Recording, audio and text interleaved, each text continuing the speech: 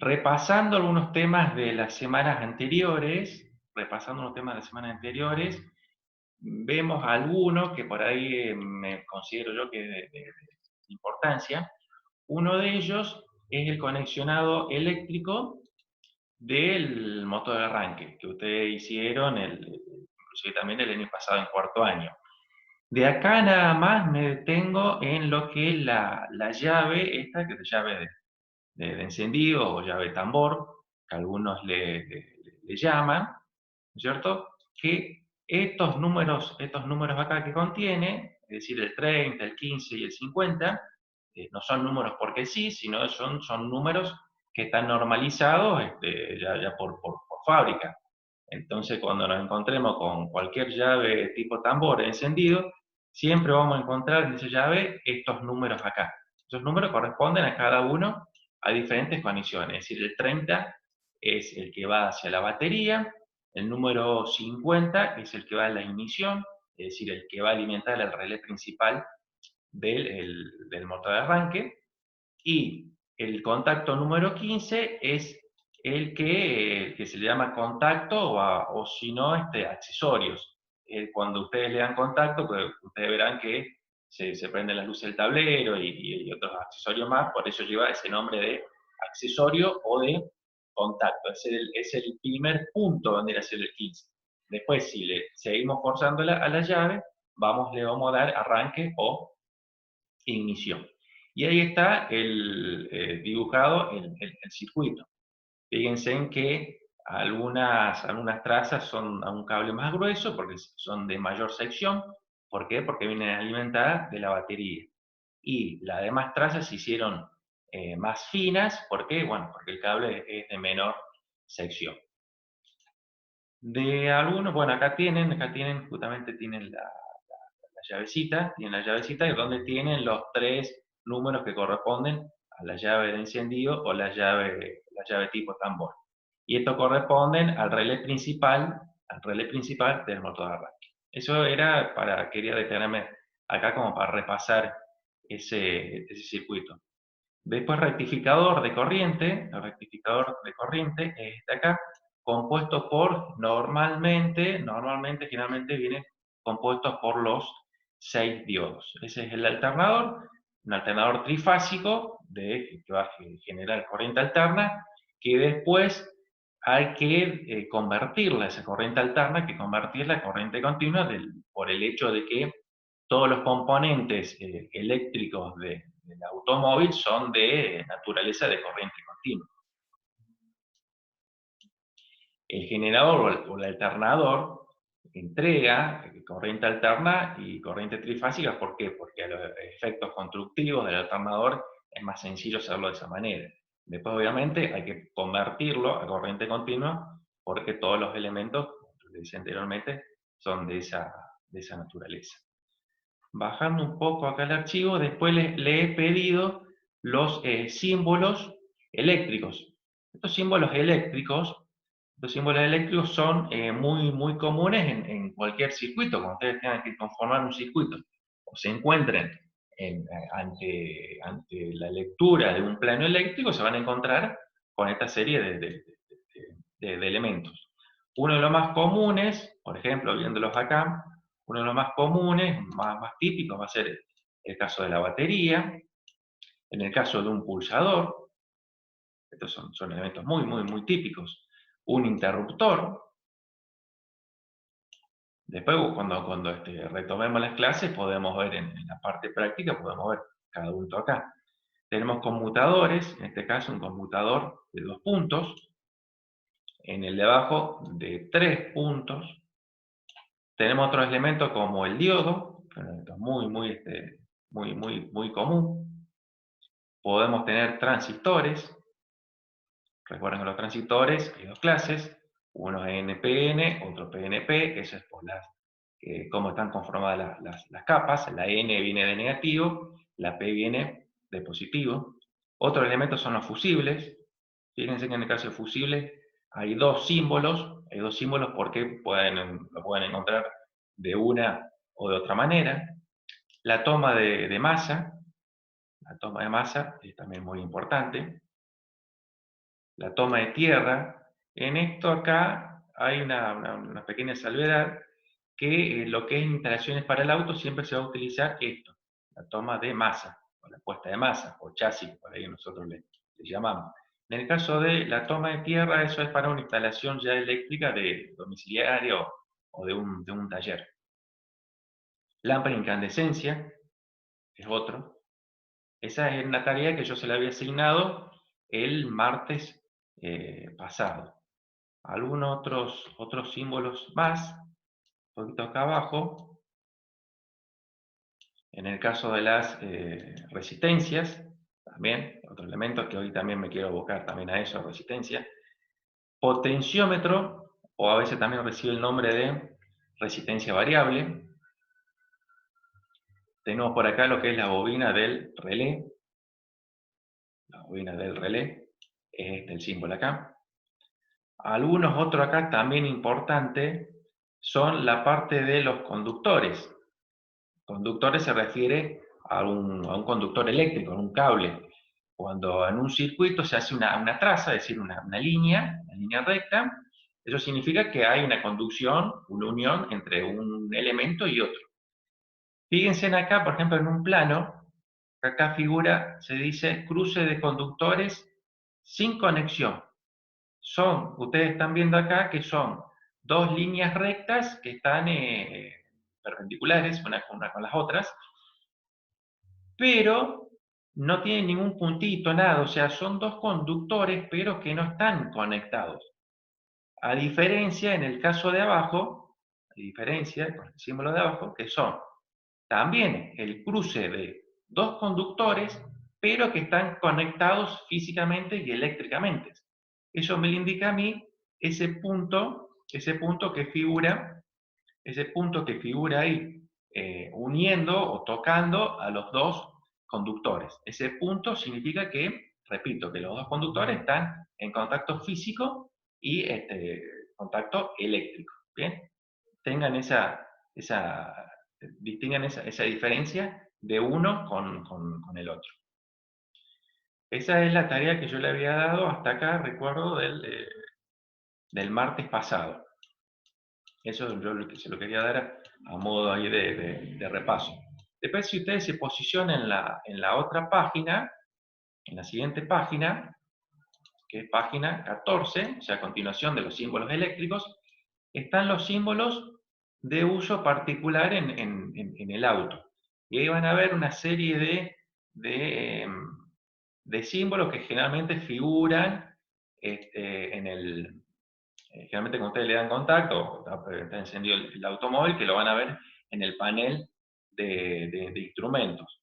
Como pueden ser algunos de ellos, yo los puedo marcar acá, como el limpia parabrisas, como puede ser la temperatura del líquido refrigerante o del agua del motor, la señal de peligro, nosotros comúnmente le llamamos balizas, limpia parabrisas trasero en el caso de tenerlo. ¿Qué otro más puede ser? Esta acá que dice condensación de puertas, o si no que está indicando que alguna de las puertas están abiertas. Luces de posición, esta sí es más común. Luces de carretera. Luces de cruce, por ahí luz alta. Alguna otra que pueda estar, lo que es la parte de los guiñes, temperatura de aceite del motor, presión de aceite. Esos son por ahí los más comunes que pueden encontrar ustedes en el tablero del vehículo. El precalentamiento, en el caso por ahí de un motor diésel. Eso yo se lo dejo ahí para que, no quiero que ustedes pierdan tiempo en dibujarlo, sino deténganse en un minutito en verlos. Bajando un poquito, siguiendo acá este documento PDF, hoy la tarea que yo le dejé para hoy es la ley de Ohm. La ley de Ohm, y esto es un repaso que ustedes ya lo vieron algo el año pasado. Yo quiero que esto acá, o sea, no perdamos tanto tiempo en esto. La ley de Ohm simplemente relaciona, como está acá, como dice acá, relaciona la tensión, o también a veces llamado voltaje, lo pueden encontrar como tensión, voltaje, la corriente y la resistencia. En definitiva, la ley de Ohm es una ecuación que interviene en tres parámetros, que son la tensión o voltaje, la corriente eléctrica y la resistencia eléctrica. ¿Cuáles son las unidades de voltaje? El voltio, el de la corriente o intensidad de corriente, el ampere.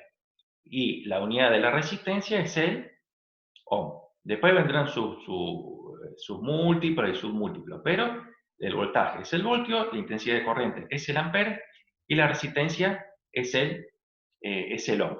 ¿Bien? Y la ecuación sería esta acá. No vamos a hacer ningún, esto acá el triángulo y demás, solamente esto. Lo que yo acá le estoy marcando en rojo. Ponen ley de Ohm, ponen relación de tensión, corriente y resistencia. Y expresamos la ecuación que es resistencia igual a voltaje sobre corriente. Después, una vez que tenemos expresada esa ecuación, ustedes de ahí pueden despejar el voltaje y la corriente, que lo hacen por despeje de manera matemática. Es decir, si ustedes necesitan saber el voltaje, van a despejar de esa ecuación. Le va a quedar resistencia por intensidad. Resistencia por intensidad.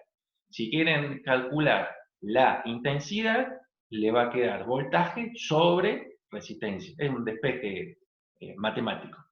Y solamente agregan esto acá, para ver de dónde sale. Si alguno por ahí ya se acuerda, no hace falta. Si por ahí alguno que no se acuerda bien, le agrega qué es lo que es la I, qué es lo que es la B, qué es lo que es la E.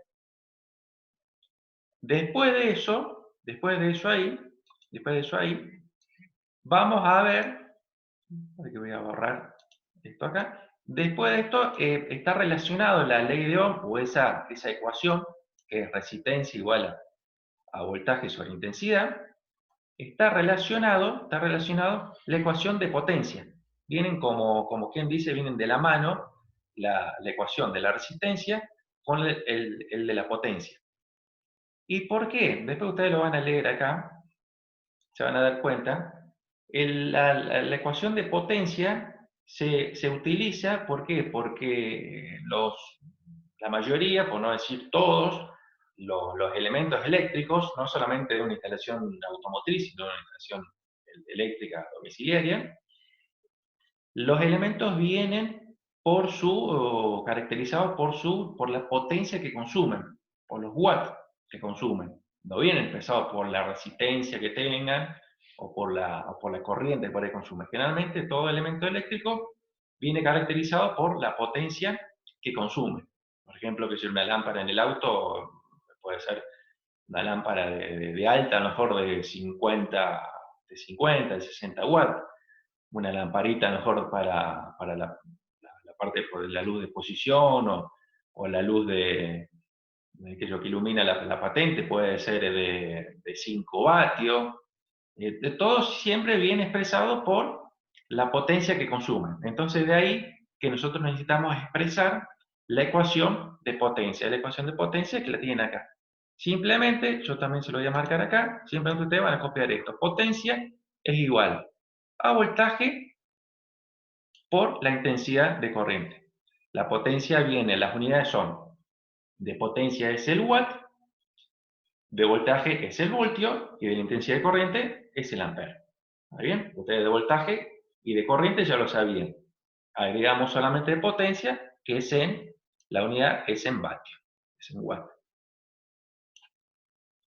Perfecto. Después de esa ecuación ahí, después de esta ecuación acá, ustedes teniendo el valor de la potencia, del elemento en sí que sea, el voltaje lo saben, porque en un auto siempre, ¿cuál va a ser el voltaje? Va a ser de 12 voltios. Siempre van a ser de 12 voltios. Entonces, ustedes saben que el voltaje de instalación son 12 voltios, corriente continua. Saben el valor de la potencia que viene expresado por el fabricante. Les resta solamente calcular la intensidad de corriente que va a pasar por los conductores, por los cables que van a alimentar a ese elemento. Entonces, ¿a dónde quiero llegar con esta explicación de la potencia? Una vez que ustedes tienen este valor o esta ecuación de la potencia, ustedes pueden despejar la corriente. Me voy yendo a la página que sigue. Acá, bueno, acá van a ver que da un pequeño ejemplo. Pero en definitiva, yo lo que le quiero explicar es que ustedes, una vez que tengan el valor de potencia y tienen el valor de voltaje, pueden calcular el valor de la intensidad de corriente. El valor de la intensidad de corriente es muy importante para por ahí determinar qué sección o qué grosor de cable nosotros vamos a poder utilizar. Más allá que si nos encontramos con un auto, por supuesto ya viene de fábrica y simplemente para ahí si hay un problema con el cable o se reemplaza por el mismo cable original. Pero con el valor de ustedes de la intensidad de corriente, ustedes pueden determinar el grosor o lo que se le llama técnicamente la sección del cable a utilizar, el cable por donde va a circular la corriente eléctrica. Entonces, después más adelante podemos ver que hay tablas normalizadas que en función a la intensidad de corriente que consume un determinado elemento, hay que utilizar determinada sección de cable. Bien, yo les dejo acá para que ustedes vean este ejemplo y lo puedan, hagan un breve resumen de ese tema. Eso con respecto a la ley de Ohm. Después sigue el efecto de Joule. Eso también es otra tarea que les dejo para hoy. El efecto Joule. Después ustedes lo lean ahí, pero simplemente el efecto Joule, yo se lo trato de resumir así muy rápido.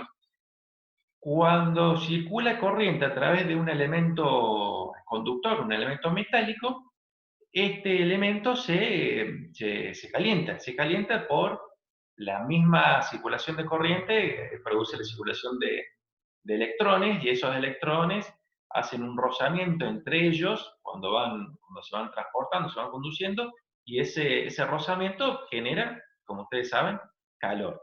Entonces, en definitiva, el efecto Joule es el calor que se produce por el paso de la corriente en un cable, en un conductor eléctrico. Eso es. Hay muchas aplicaciones del efecto Joule, como fuera más comunes, una pava eléctrica, un calentador, una estufa eléctrica, la plancha. Esos son algunos casos del efecto Joule.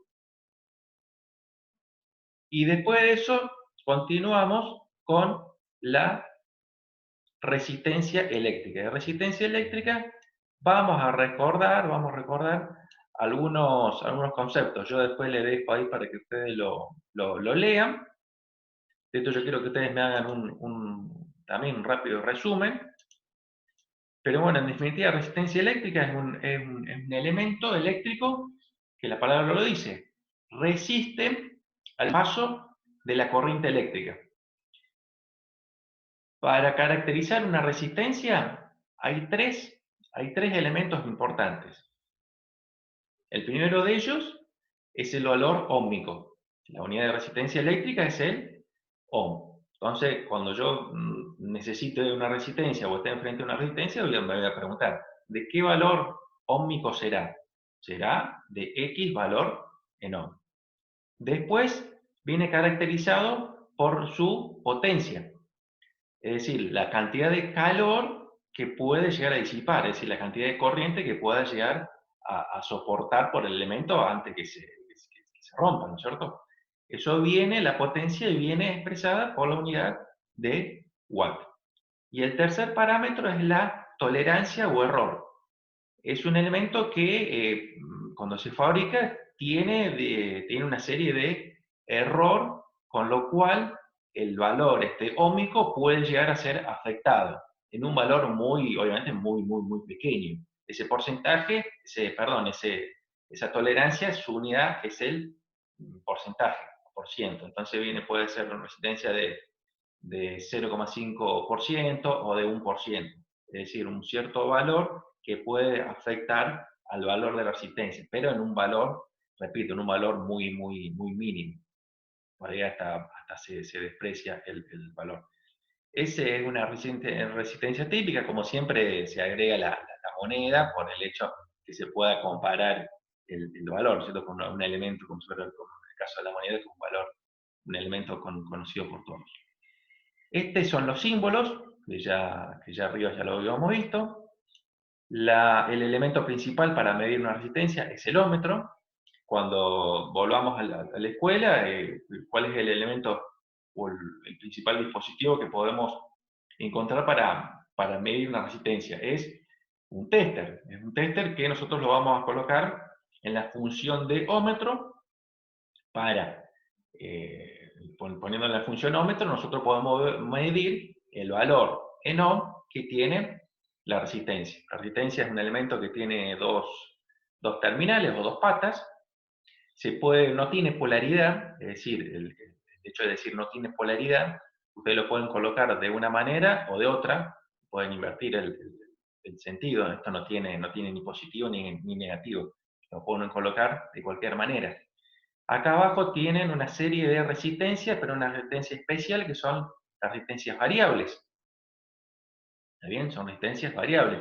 Acá tienen ustedes el símbolo, se lo pueden encontrar de una o de otra manera, al símbolo eléctrico. Fíjense que tiene las resistencias variables, como ustedes pueden ver algunas acá en el dibujo, está acá o está acá, no tienen dos terminales o dos patas como las resistencias comunes, sino estas tienen tres. ¿Por qué? Porque hay en una que va a ser variable. Por ejemplo, en esta resistencia acá, los dos extremos, va a dar siempre el valor fijo. Vamos a suponer que esta resistencia es de 100 ohms. Cuando yo mida con un tester, con las dos puntas del tester en los dos extremos, siempre me va a dar 100 ohms. Siempre me va a dar 100 ohms. Ahora, si yo mido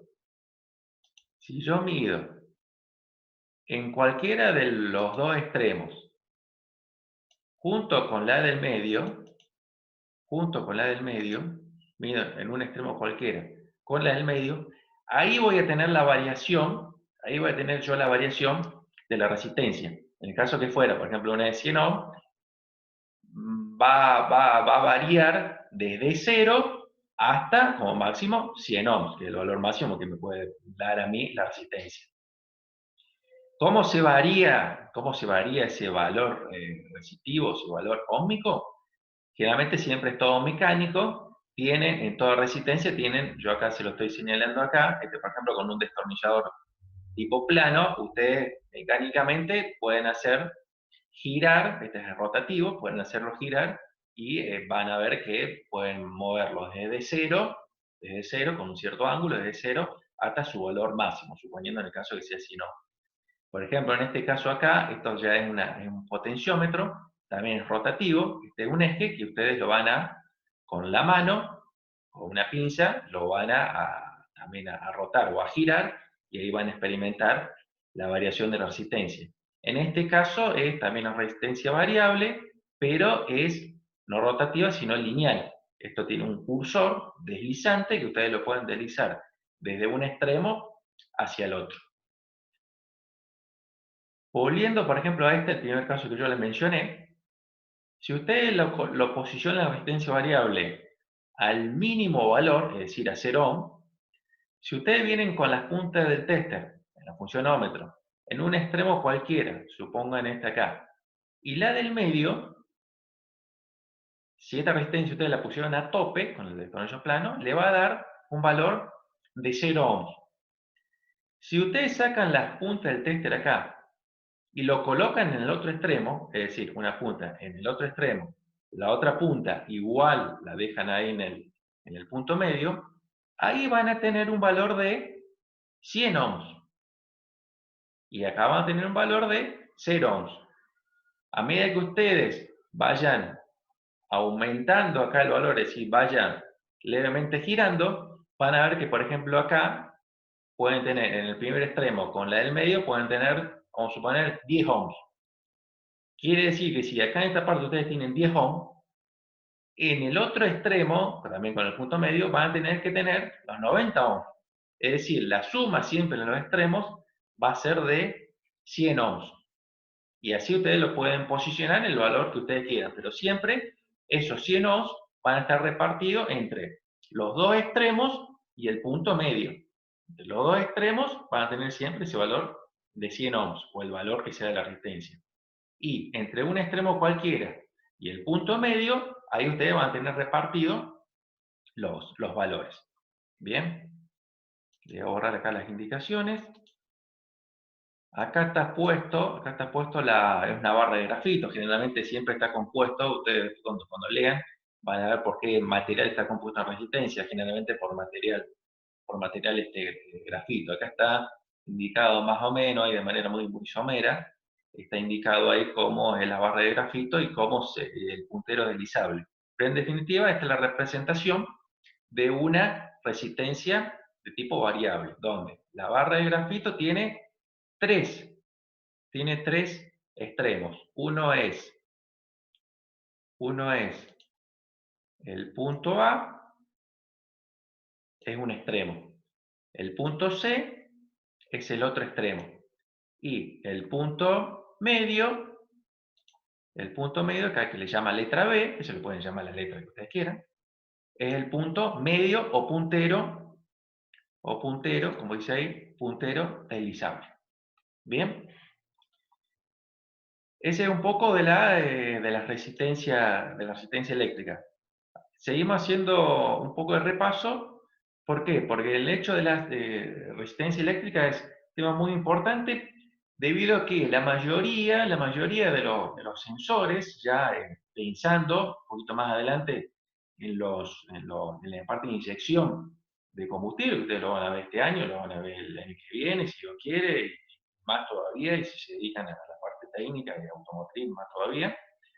La mayoría de los sensores se basan su funcionamiento en resistencia. Vamos a ver que varios de esos tipos de sensores después se comportan como una resistencia, por lo cual lo vamos a estudiar y la vamos a medir, sobre todo la vamos a medir el funcionamiento en base a una resistencia. Vamos a ver más adelante que podemos hacer una prueba de calidad de algún sensor de inyección electrónica de combustible, que lo podemos medir valiéndonos de un ómetro en la función, de un tester, perdón, en la función ómetro. Entonces vamos a determinar y vamos a tratar a ese elemento en particular, a ese sensor, como si fuera una resistencia. Por eso que se insiste tanto en la materia de electricidad de cuarto año y también de quinto año. Después, yo por ahora le dejo esta tarea, leer esto acá. Después a las 10:30 le paso el resto de las actividades